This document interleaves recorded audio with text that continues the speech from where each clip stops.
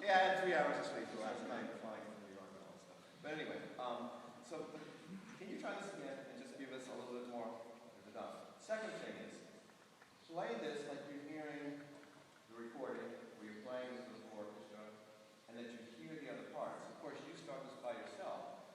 you get to bum, ba-dum, ba-dum, ba-dum, ba-da-ba-ba-bing, bum, wham, that's just a monstrous amount of noise that comes in when the whole brass and the rest of the orchestra comes in and percussion. And I don't get that sort of climactic feel from you. So that's if you can play along. Secret number 2 about playing auditions. If you can play along with the record in your head, you're no longer alone on stage, right? So turn up the volume when you're recording in your head and play along.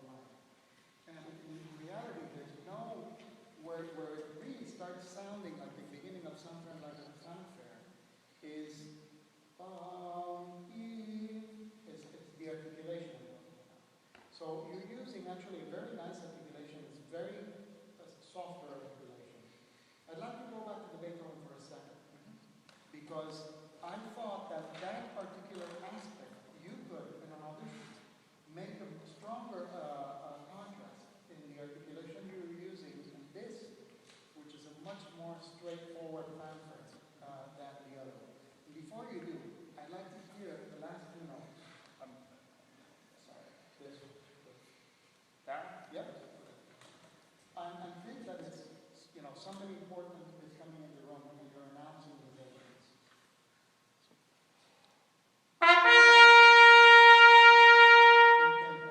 I think you went bum, bing, bum, right?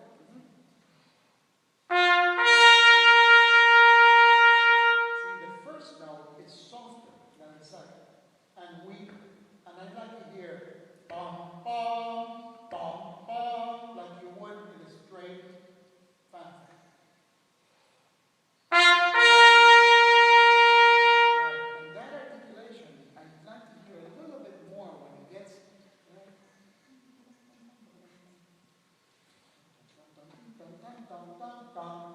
That has to be clear and more defined. And the very beginning, the short notes are so much weaker than the longer ones. Could I hear them with the same amount of volume, with the same volume and the same articulation, not a softer articulation?